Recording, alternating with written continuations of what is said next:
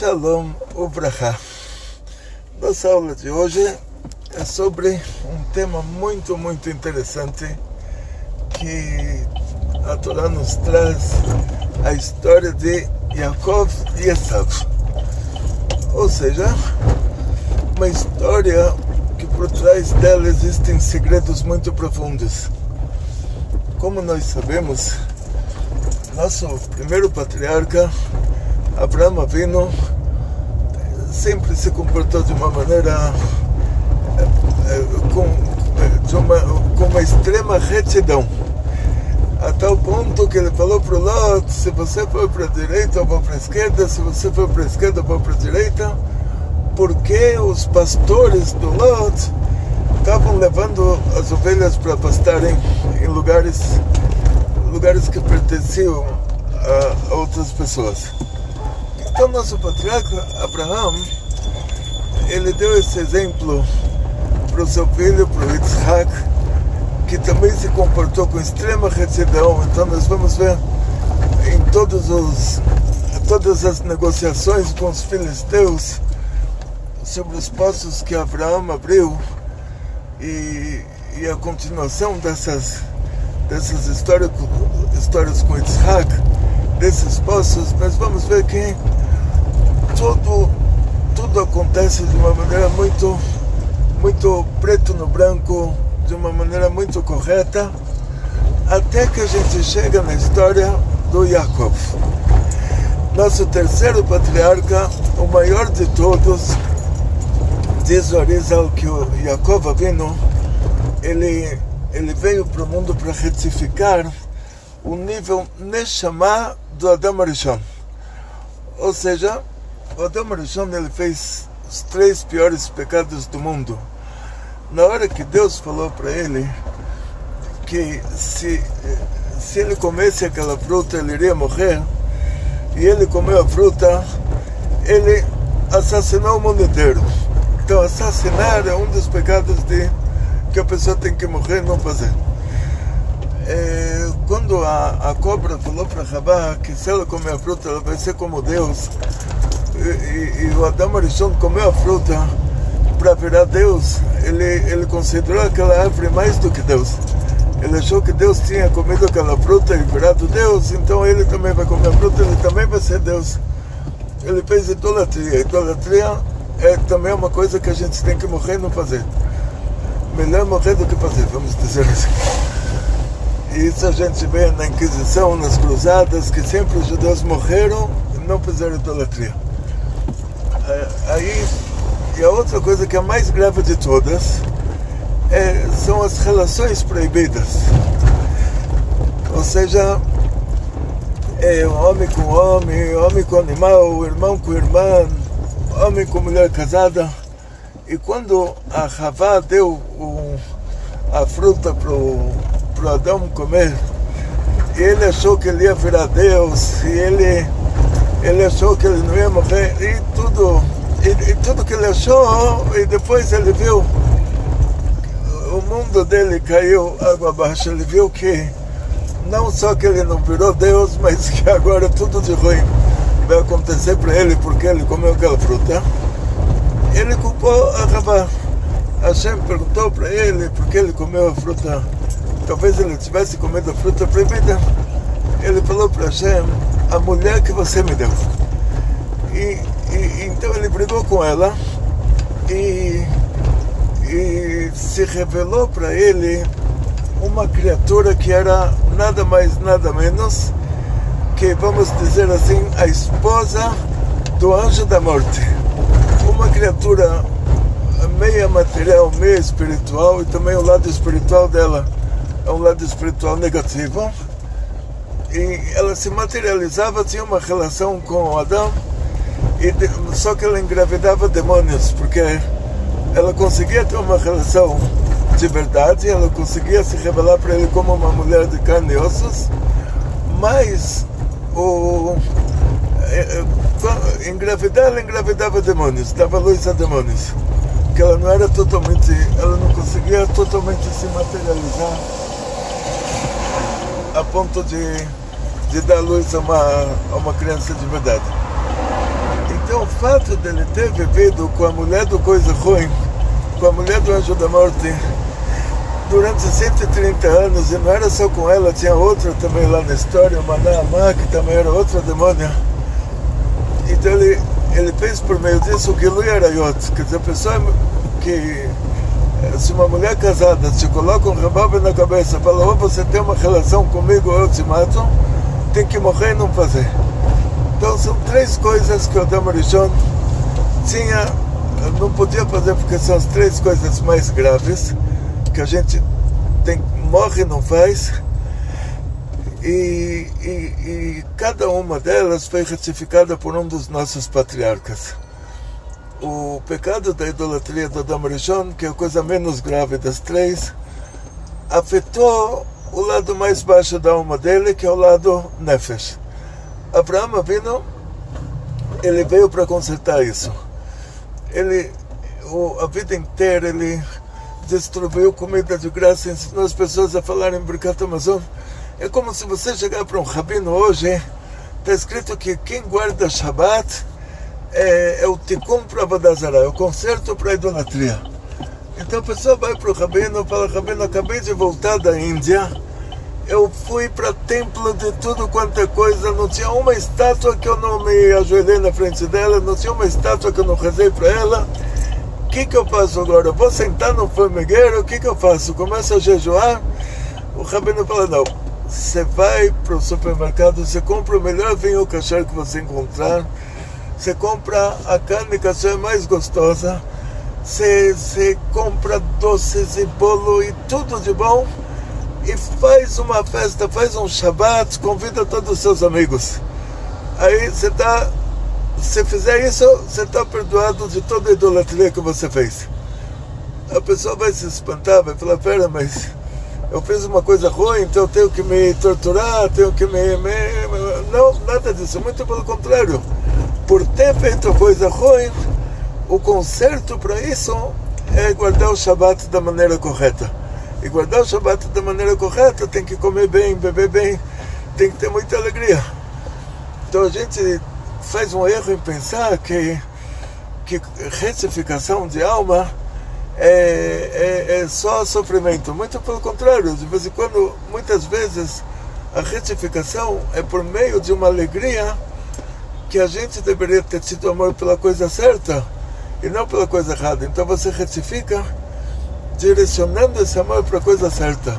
Então, da mesma maneira que a pessoa foi lá, rezou para a idolatria, fez sacrifícios para a idolatria, agora ele se sacrifica que ele tem que ir para o supermercado, ele sacrifica o cartão de crédito dele para comprar coisas para Shabbat.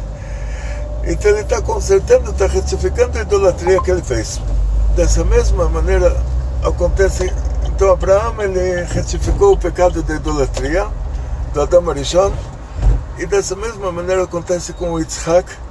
Yitzhak, ele vem retificar o assassinato de Adam Rishon, que Adam Rishon, comendo aquela fruta, ele assassinou o mundo inteiro. Ele assassinou a si próprio e o mundo inteiro, ele trouxe a morte para o mundo. E Yitzhak vem retificar isso. Então você vai ver, Yitzhak, ele era Gvura Shebegvura, ele era uma alma de mulher num corpo de homem, ele era mais Gvura que tinha no mundo. Yitzhak, quando o pai dele, o Abraão, levou ele para o Monte Moriá e falou que vai fazer dele um sacrifício, ele podia pelo menos ter fugido. E não só, se ele foi até lá, na hora que Abraão levantou a faca em cima dele, ele podia ter segurado a mão de Abraão. Ele tinha 37 anos e Abraão tinha 130. Quanto Abraão tinha? Se ele tinha 37, e ele nasceu quando Abraão tinha 100, então Abraão tinha 137. Certo? 137. Então é um senhor. Yitzhak poderia ter segurado a mão dele, poderia não ter deixado ele levantar o facão em cima dele. E mesmo assim, Yitzhak se controlou. Então o fato dele ter se controlado, e na hora que os filisteus brigaram com ele sobre os poços, ele podia ter começado uma guerra, ele se controlou. Toda a vida de Yitzhak, ele podia ter matado alguém e não matou. Então, o fato dele ter se controlado, isso aparentemente a vida dele estava normal, quer dizer, não parecia que ele estava sofrendo por se controlar. Mas é um esforço, da mesma maneira que Abraão tinha que dar comida para os hóspedes, ensinar os hóspedes a rezar, foi um esforço. Yitzhak, para se controlar, também foi um esforço, mas isso não se compara ao caso de Yaakov. Yaakov, o maior de todos os patriarcas, ele teve que retificar a parte mais elevada da alma do Adam Arishon, que é o nível Neshama do Adam Arishon, que é o nível que foi atingido pelas relações ilícitas, pelas relações que ele teve com a mulher do coisa ruim. E o trabalho de Yaakov foi o trabalho mais difícil. Ou seja, assim, no caso dele, ele realmente sofreu. Diferente de Abraão, diferente de Yitzhak, Yaakov já desde o começo, na barriga da mãe, já tem lá o Esav chutando ele. Ele nasce, o pai gosta mais do irmão do que gosta dele. É uma família de Gvurah. O Yitzhak é cúmulo da Gvurah, cúmulo da não sei, falar em português, Gvurah pode ser traduzido como severidade, como rigidez. A Gvurah. A Rivka é uma Gvurah mais leve, mas também é Gvurah. O Esav é Gvurah. Então o Yaakov, que ele nasceu Tiferet é mais do que Hesed, é mais bondade do que bondade. Ele nasceu errado naquela família, vamos dizer assim. Quer dizer, o pai não sentia nenhuma identificação com ele. E um belo dia, quando eles tinham 15 anos, Abraão, ele faleceu com 175 anos. Então, sendo que o Yitzhak se casou com a Rivka com 40 anos, e o Yitzhak, ele teve o Yaakov Esav com 60 anos, e o Abraão, ele teve o Yitzhak com 100. Então, vamos dizer, quando Abraão teve o Yitzhak com 100, quando Abraão faleceu, então o Yaakov e o Esav, eles estavam com 15 anos. Eram dois jovens de 15 anos, mas um jovem de 15 anos naquela época já era uma pessoa bem desenvolvida. Não era como uma criança de 15 anos da nossa geração. Então, o Abraão faleceu 5 anos antes do dia que ele tinha que falecer, porque ele tinha que falecer com 180 anos. E Hashem antecipou 5 anos de vida dele, para ele não ver o Esav no mau caminho. Como a gente falou, estudamos antes, que da mesma maneira que o pai sofre pela situação do filho, o pai está feliz, quando o filho está bem, o pai está feliz. Quando o filho está mal, o pai está sofrendo. A mesma coisa, exatamente igual o avô em relação ao neto. O avô em relação ao neto, se o neto está bem, é como se o avô estivesse bem. Se o neto ganha alguma coisa, é como se o avô tivesse ganhado. E da mesma maneira, se o neto faz alguma coisa errada, o avô sofre da mesma maneira que o pai. Então, para Abraão não ver que Esav, ele saiu para o mau caminho, ele assassinou, fez idolatria, dormiu com a mulher do outro, tudo no mesmo dia que ele tinha 15 anos de idade. Para Abraão não ver isto, Abraão faleceu antes de Esav fazer essas 3 coisas. Então daqui a gente aprende que o Yitzhak sim sabia que o Esav estava se comportando errado. Quer dizer, era uma coisa que não tinha como esconder. Se tivesse como esconder, iriam esconder de Abraão também. Então o Yaakov, ele estava fazendo lentilha, e chega a lentilha. Por que lentilha? Dizem os mefarshim, por causa que Abraão tinha falecido e Yitzhak estava enlutado. Yaakov estava preparando para o pai dele uma lentilha, que a lentilha simboliza a vida, tipo, ela é redonda, como a nossa vida, que é Galgala Choser Baolam, tipo, é como uma roda, que ela roda assim, que ela tem um... E outro motivo para isso é que a lentilha, ela não tem uma abertura, como o feijão tem uma boquinha, todos esses grãos, eles têm um lugar que é tipo uma boca. A lentilha, ela não tem essa boca. Da mesma maneira que o enlutado, ele não sabe o que falar, ele está quieto, ele não tem o que dizer. Então tem um simbolismo na lentilha desde da época dos nossos patriarcas. Jacob, ele fez a lentilha para Yitzhak porque Yitzhak estava de luto de Abraão, que faleceu. Chega o Esav e ele fala, ele não reconhece que isso é uma lentilha. Aquele dia ele chega cansado, ele tinha assassinado, tinha dormido com a mulher do outro, tinha feito idolatria, tudo que não pode, e o mundo inteiro estava sabendo disso. Por isso que Abraão morreu antes. E Esav, ele olha que o Jacob está fazendo a lentilha, ele não reconhece o que é. Então ele fala, me dá esse vermelho, Adom, esse vermelho. Então ele estava tão cansado, ele não reconheceu aquilo. Diz o Ramban que ou se tratava de uma ervilha vermelha, que é um dos tipos de ervilha, ou era uma ervilha normal, mas que Jacob, ele cozinhou aquilo com alguma coisa vermelha, que deu uma cor vermelha para tudo aquilo. Então Jacob agora falou para ele, não é que o filho do rei, ele se torna o rei, o filho do Yitzhak, ele vai se tornar agora o sucessor do pai. Então o Esav, ele era o filho mais velho, tipo, dos gêmeos, ele foi o primeiro a nascer.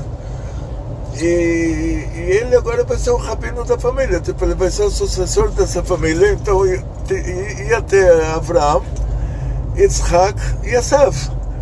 Então imagina Esav, uma pessoa que assassinou, fez idolatria, dormiu com a mulher do outro, e agora ele vai ser o terceiro patriarca.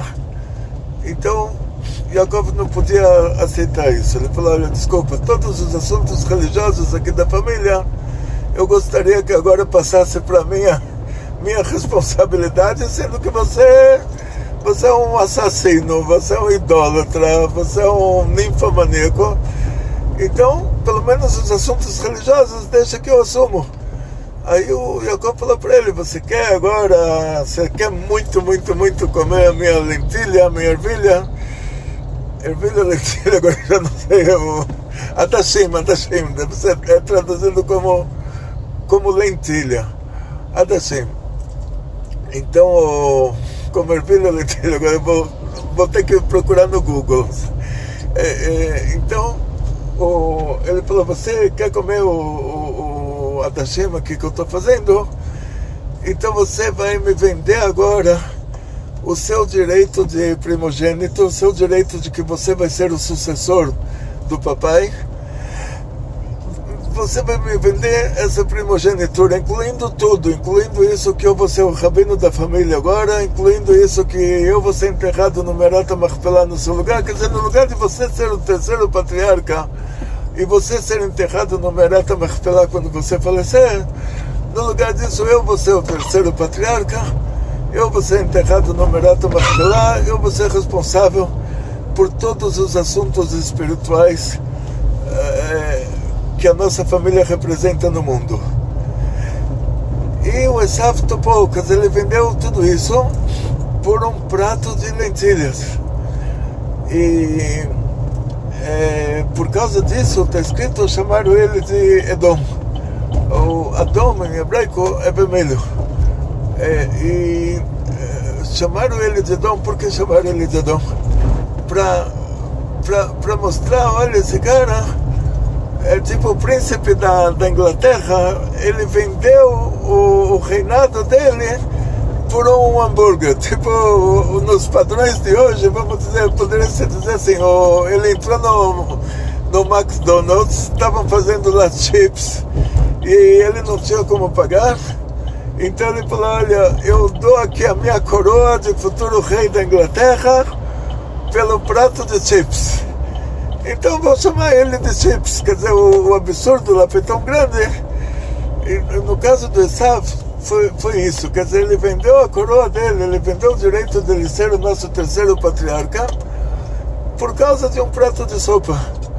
Então, até aí, tudo bem. A nossa pergunta é, Yaakov, ele fez uma pressão aqui, ele se comportou diferente de Avraham e de Yitzhak. Ele não foi uma pessoa preto no branco, ele não foi uma pessoa correta e honesta, ele não falou para Esav, olha, agora eu vou te dar comida, depois na hora que você estiver mais calmo, pensa se você quer me repassar o seu direito de ser o terceiro patriarca. Então, o Yaakov, ele se aproveitou daquela situação, ele sabia que é tipo assim, ele chantageou o Esav, ele falou, você quer comer a sopa que eu estou fazendo para o papai? Então me vende a sua coroa, tipo, me repassa o seu título de sucessor da nossa família. E isso aparentemente é um absurdo em se tratando do neto de Abraão, do filho de Yitzhak, que era Yaakov. Continuação da história, a Rivka, quando chega o dia que Yitzhak vai dar as brachot, ele vai dar as brachot para Esav, que o Esav para ele, para Yitzhak, é o sucessor da família, o Esav ele é o terceiro patriarca.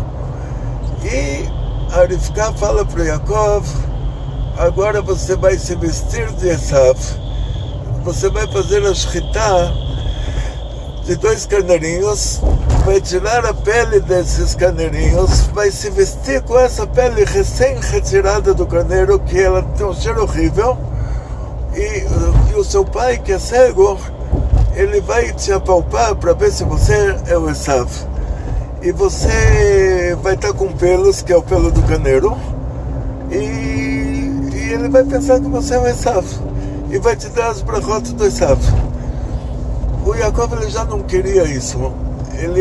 Para ele já era o suficiente que ele comprou do Esav a primogenitura. Ele sabe que agora ele é o responsável pelos assuntos religiosos da família.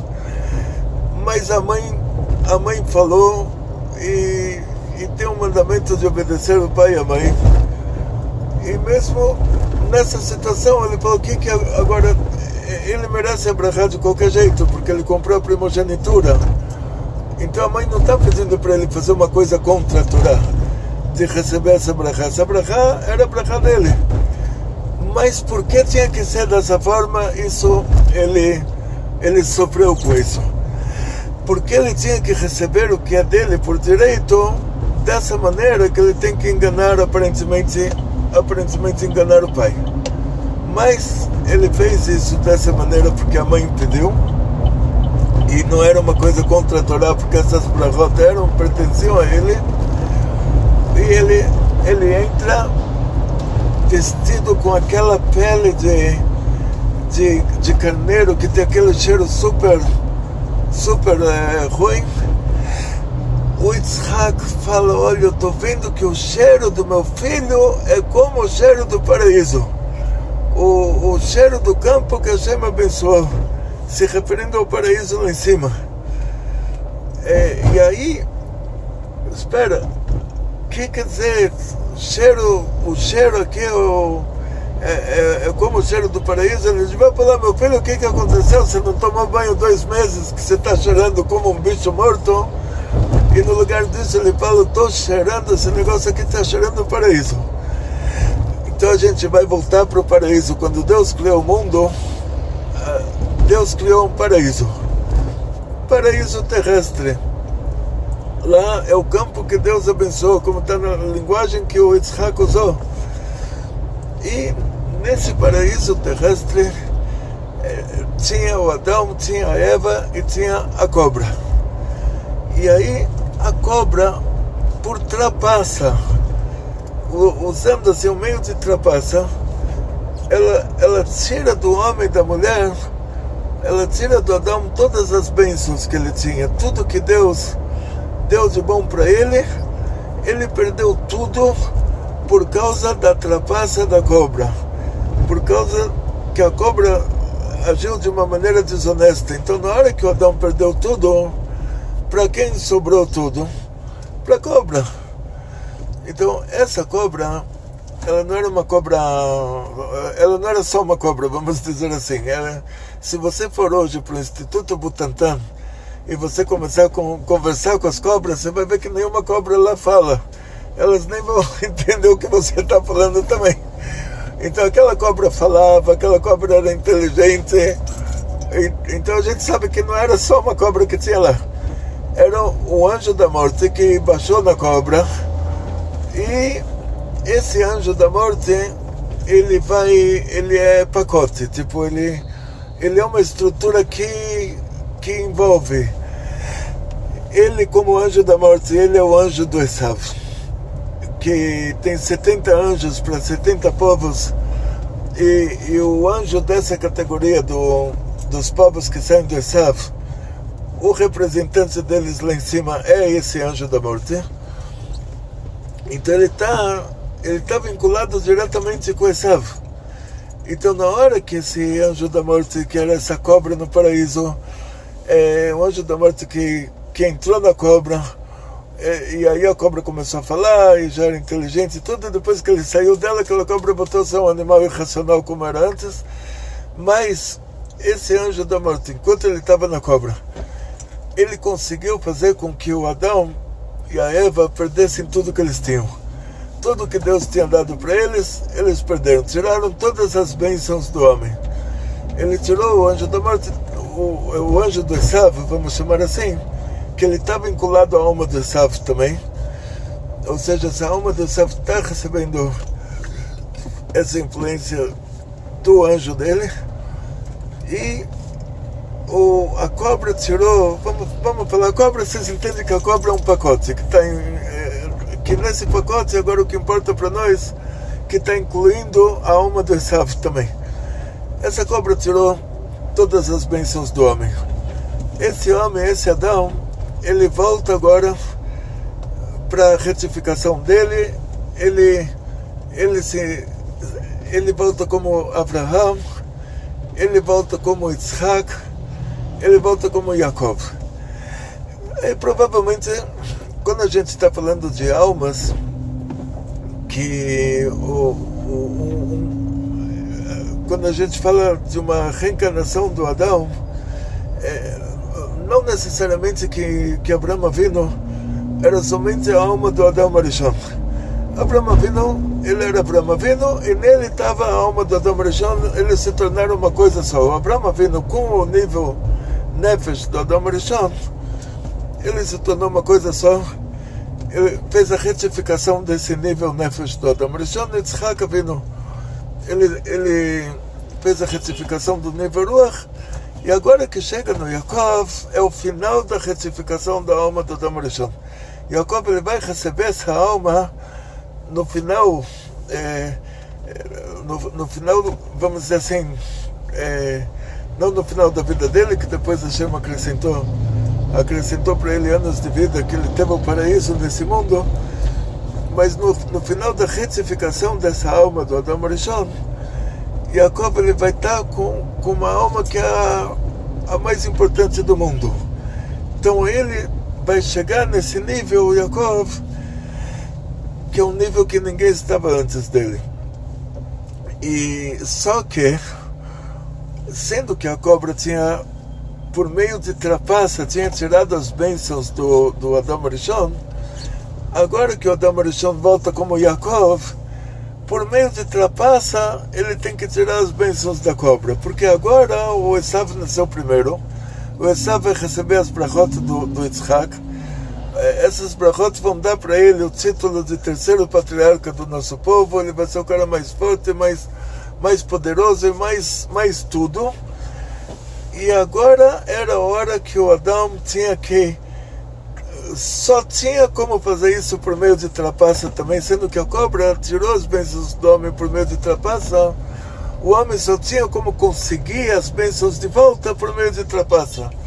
Então por isso lá de cima a Rivka fez com que o Yaakov se vestisse de Esav, e na hora que ele entra pro Yitzhak, o Yitzhak fala: estou sentindo aqui cheiro de paraíso, cheiro de Gan Eden. O que ele está dizendo com isso? Ele não está dizendo que realmente essas roupas estão cheirando como Gan Eden, ou Yaakov está cheirando como Gan Eden, ou que ele está com problema de olfato, que alguma coisa no nariz dele não está certa, que ele está sentindo esse fedor das peles, para ele está parecendo o cheiro do paraíso. Não é isso que ele está dizendo. O que ele está dizendo é que estou vendo que esse é o Yaakov, estou vendo que esse não é o Esav. Se as minhas bênçãos servem para alguma coisa, quer dizer que eu não sou um retardado mental, quer dizer que eu sou um tzadik, que eu estou vendo o que está acontecendo. Então, estou vendo o que está acontecendo. Então, como eu posso me relacionar a uma situação dessas? Aí ele falou: olha, isso aqui está cheirando o que aconteceu lá no paraíso. Essa é a intenção dele. Não é que aqui está cheirando o paraíso, aqui está cheirando o que tinha acontecido lá, que agora vai ser o segundo capítulo. Lá a cobra tirou as bênçãos do homem, lá o Esav tirou as bênçãos do Yaakov por meio de trapaça. Agora o Adão e a cobra voltaram. O Adão volta como Yaakov, a cobra volta como Esav. E agora o Yaakov, ele tira as bênçãos do Esav pelo único meio que dá para tirar, que é por meio de trapaça. Quer dizer, tem que ser da mesma maneira que a cobra roubou as bênçãos do homem, dessa mesma maneira o homem rouba as bênçãos da cobra de volta. Por isso que o comportamento do Yaakov, ele vai ser diferente dos patriarcas anteriores, porque agora chegou a reta final.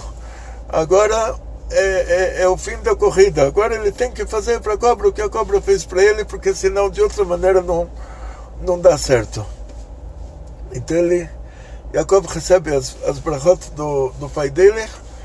O Esav resolve que vai, depois que o pai falecer, o Esav vai assassinar o Yaakov.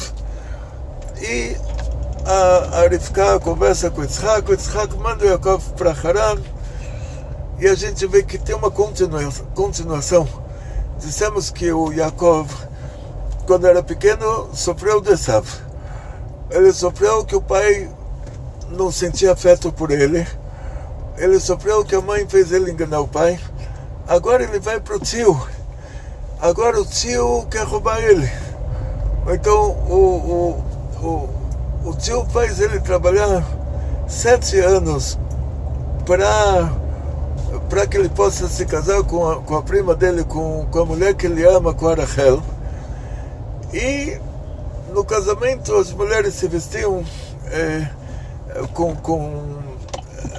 uma moda síria, provavelmente não dava para ver a cara dela na hora do casamento. Então, no lugar da Rachel, ele deu a Leá. Quer dizer que o Yaakov foi roubado pelo tio, que é um parente super próximo, irmão da mãe dele. E o Yaakov queria casar com a mulher que ele ama, e casou com a mulher que ele não tem nenhuma afinidade, porque a Leá, ela teria que ser a esposa do Esav. O povo inteiro dizia assim que a Rivka teve 2 filhos e o Lavan teve 2 filhas.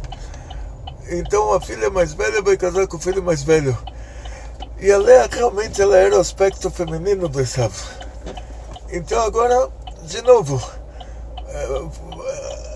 antes, por meio de trapaça da mãe, o Yaakov roubou as brachot do Esav. Agora, por meio de trapaça do tio, o Yaakov recebe a mulher do Esav.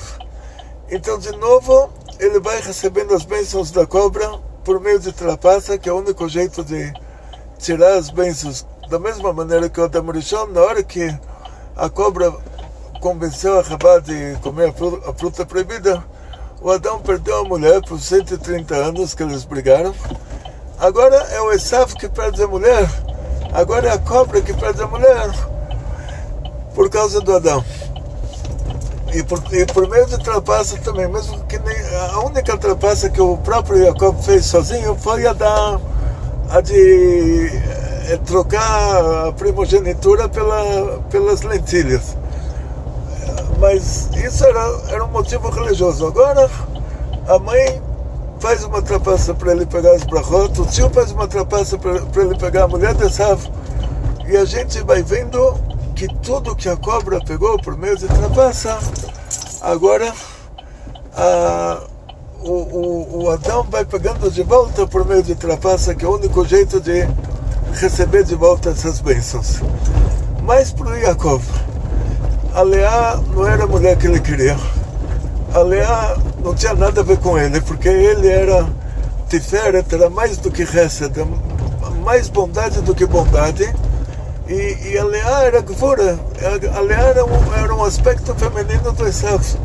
Ele não tinha ele tinha medo da Leá, ele não tinha amor pela Leá. Ele morria de medo da Leá. A Leá era um Esav em forma feminina. Então, continuação. Aí ele sofreu com o irmão. Sofreu porque a mãe fez ele enganar o pai. Sofreu porque o pai não gostava dele. Sofreu que o tio roubou ele. Sofreu agora que ele gostava da Rachel. Casou com a Leá. Aí, uma semana depois, ele casa com a Rachel também. Aí o tio continuou roubando ele. Aí, na volta para a casa do pai dele, no meio do caminho, a Rachel, que era a mulher que ele amava, morreu. A filha dele, a Dinah, foi violentada. Depois o filho dele, Yosef, desaparece. Depois o Reuven, depois que a Rachel faleceu, o Reuven faz com que Yaakov não possa morar com a Shifra da Rachel. Então assim, ele vai sofrendo o tempo todo por causa da família. E esse era o conserto, era a retificação do que fez o Adam Rishon. Sendo que o Adam Rishon teve 130 anos de relações ilícitas, aqueles 130 anos ele teve os prazeres com as duas demônias. Então, e daqueles prazeres, o que aconteceu lá foi a gente chamaria isso de uma ejaculação em vão, um acidente hidráulico, vamos falar, fica mais bonito. Então, o que ele tinha lá, que ele tinha uma relação com elas e nasceram demônios.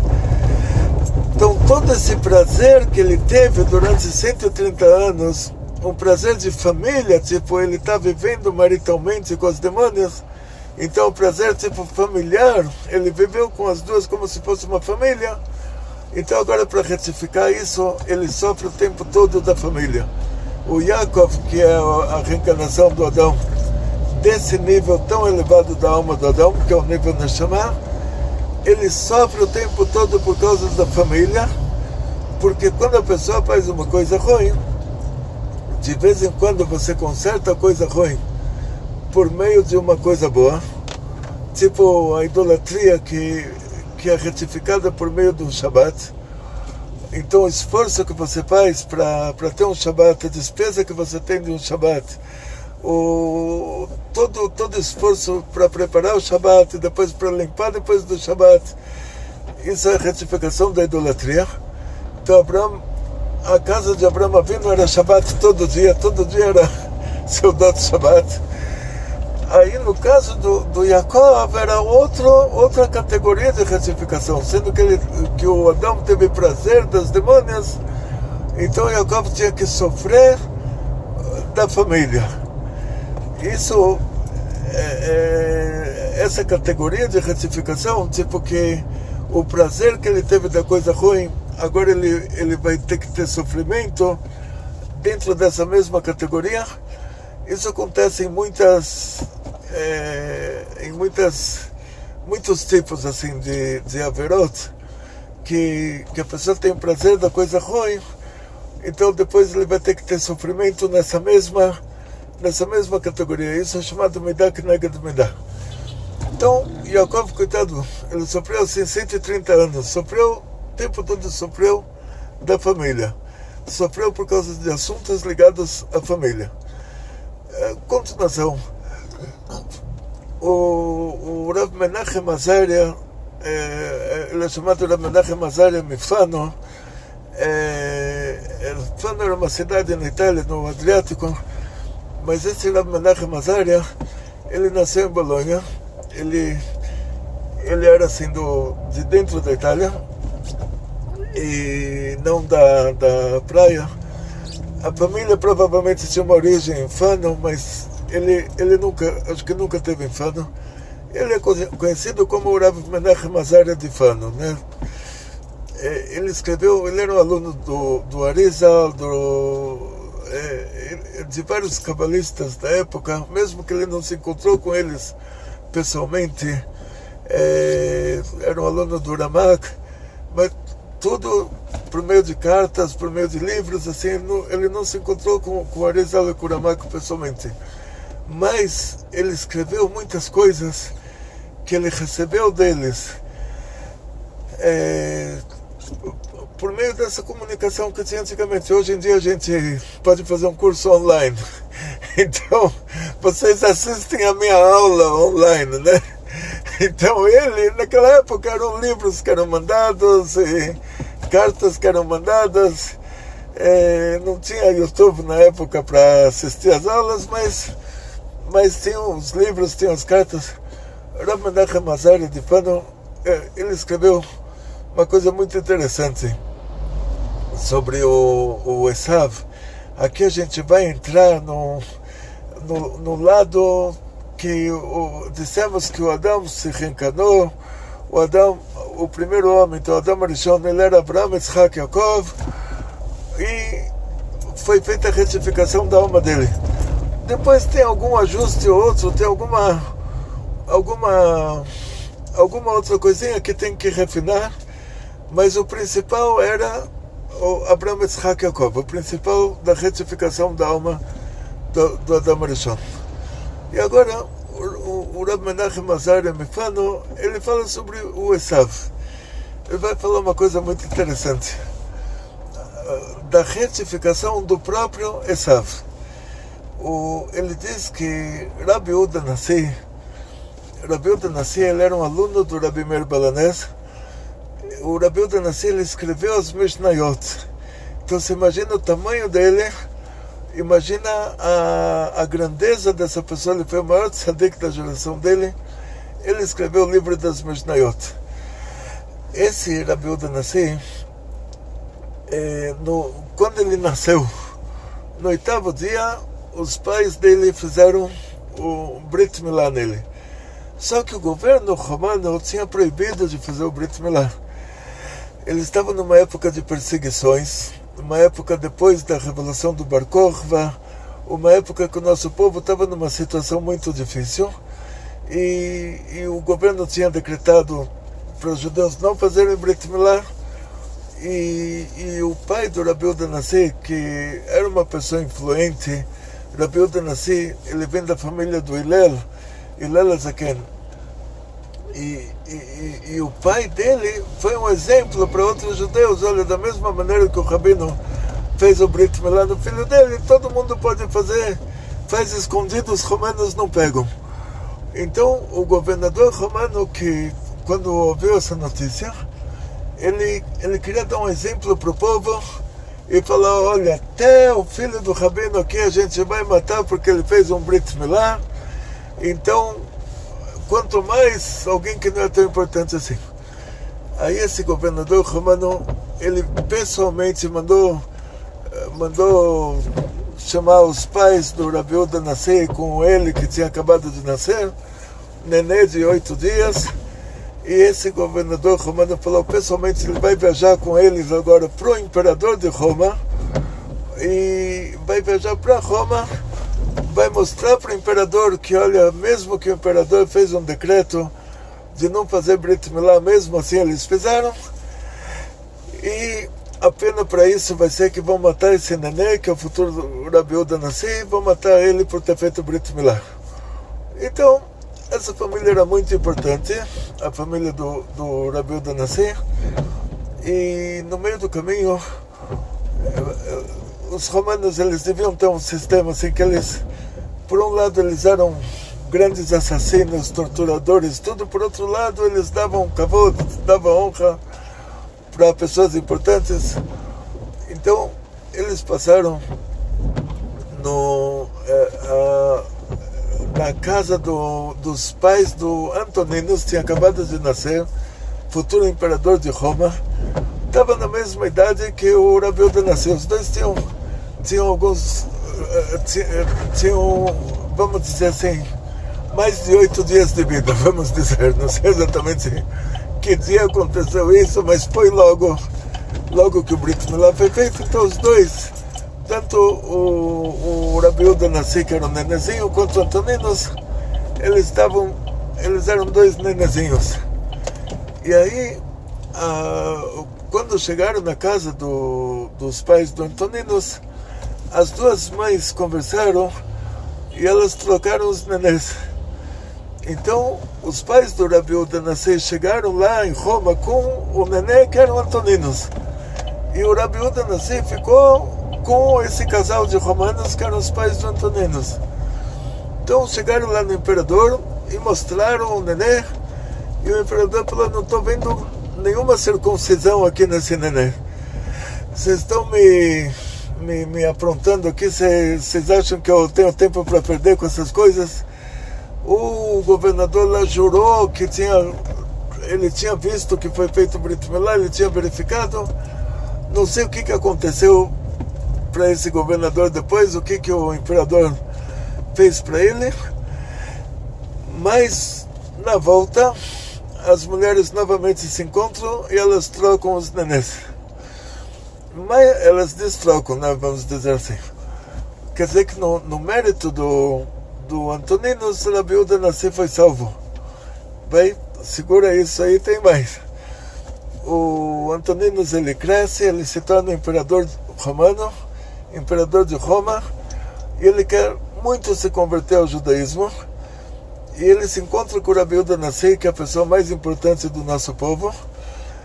Rabi Yehuda Nassi tem uma casa muito grande, e o Antoninus, ele faz lá um palácio de férias perto da casa do Rabi Yehuda Nassi, faz um túnel entre as duas casas, e os dois começam a estudar juntos. E está escrito que os dois eram tão ricos que não faltava para eles nenhum tipo de fruta que dá numa temporada e não dá na outra. O ano inteiro eles tinham todas as frutas, todas as verduras, de tão ricos que eles eram. Quer dizer que uma coisa que não dava no lugar, tinha que trazer de longe, custava muito mais caro. Eles tinham tudo. Essa história não é à toa que ela foi contada. Aí diz o Rabi Menachem Azaria que o Antoninus, ele é nada mais, nada menos que a reencarnação do Esav. E o Rabi Yehuda Nassi é nada mais, nada menos que a reencarnação do Yaakov. E agora vai ser a retificação do Esav. Ou seja, o Esav, ele queria matar o Yaakov. E o Antoninus, como um nenê, ele salva o Yaakov. O Esav, ele era um judeu que virou goi, porque a partir de Abraão, a partir do Brit Milá de Abraão é o primeiro judeu na hora que ele fez o Brit Milá. O Yitzhak, ele já nasceu o segundo judeu, e o Yaakov e Esav, eles já nasceram a terceira geração de judeus.